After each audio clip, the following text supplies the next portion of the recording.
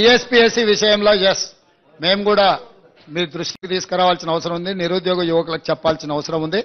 పరీక్షలు నిర్వహించడం కానీ పరీక్షా ఫలితాలను ప్రకటించడం కానీ ఉద్యోగ నియామక పత్రాలు ఇవ్వాలంటే తెలంగాణ పబ్లిక్ సర్వీస్ కమిషన్ కు చైర్మన్ ఉండాలి.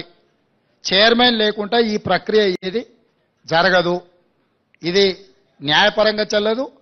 అక్కడ ఉన్న చట్టం కూడా అనుమతించదు. ఇప్పుడు ఉన్న చైర్మన్ గారు మిగతా సభ్యులు రాజీనామా పత్రాలు సమర్పించారు. గతంలో గవర్నర్ గారికి వచ్చిన ఫిర్యాదుల మేరకు వారు కొన్ని నిర్ణయాలు తీసుకోవడానికి రాష్ట్రపతి అనుమతి అడగడము, రకరకాల వివిధ స్థాయిలలో అవి పెండింగ్ లో ఉన్నాయి.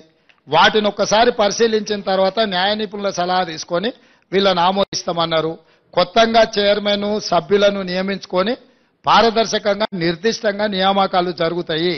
ఎవరు ఏ గందరగోళ పడాల్సిన అవసరం లేదు. ఏ విద్యార్థులు ఆందోళన చెందాల్సిన అవసరం లేదు. ఇవాళ ప్రశ్నాపత్రాలు పల్లి బఠానీలలాగా జిరాక్స్ సెంటర్లో అమ్మకాలు జరిగినప్పుడున్న చైర్మన్లు మెంబర్ల మీద నిరుద్యోగ యువకులకు విశ్వాసం లేకపోవడం, నిర్వహించిన పరీక్షలు అన్నిటిని కూడా రద్దు చేయడం, రకరకాల గందరగోళ పరిస్థితుల్లో ఈరోజు విద్యార్థులు నిరుద్యోగ యువకులు ఉన్నారు.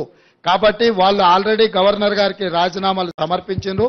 నాకు తెలిసి నెక్స్ట్ 4-5 రోజుల్లో గవర్నర్ గారు వీటి విషయంలో నిర్ణయం తీసుకోబోతున్నారు. వారు నిర్ణయం తీసుకున్న ఎంబడే వేగంగా కొత్త బోర్డును నియామకాలు చేపడతాము.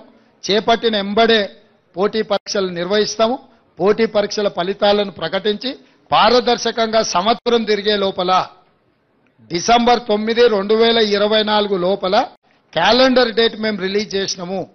ఖచ్చితంగా సంవత్సరం తిరిగే లోపల 2 లక్షల ప్రభుత్వ ఉద్యోగ ఖాళీలను భర్తీ చేస్తాము. పారదర్శకంగా చేయడానికి అవసరమైన నిర్ణయాలు, సాంకేతిక